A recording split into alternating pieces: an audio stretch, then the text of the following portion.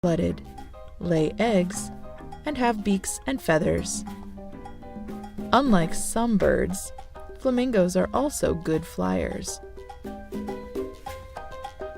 There are 6 different species of flamingos, but they all have some things in common. They all have long, thin legs, a long, thin neck, pink feathers, and large, curved bills.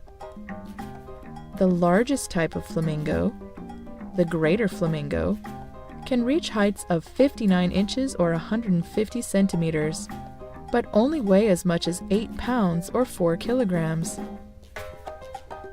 The wingspan of a greater flamingo can reach up to 65 inches or 165 centimeters. Flamingos are filter feeders. To eat, they stand in shallow water and hang their heads down into it. They sweep their heads from side to side with their bill below the surface and use their spiny tongue to help them strain food from the water. Flamingos eat brine shrimp, algae, insects, mollusks, and small crustaceans. Because their diet includes both plants and animals, flamingos are omnivores. You may be interested to know that flamingos are not born pink. When they are chicks, they are actually gray or white. It takes a young flamingo 2 or 3 years before they attain their pink color.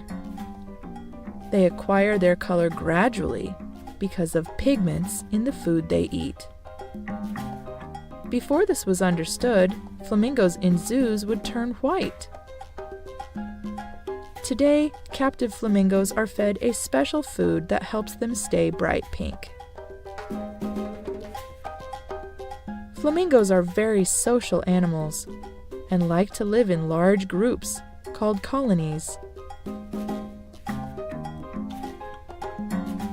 A colony of flamingos in the wild may reach as many as 1 million members, but usually they are much smaller, with only a few dozen birds. If you watch a flamingo for a little while, you may notice it standing on one leg.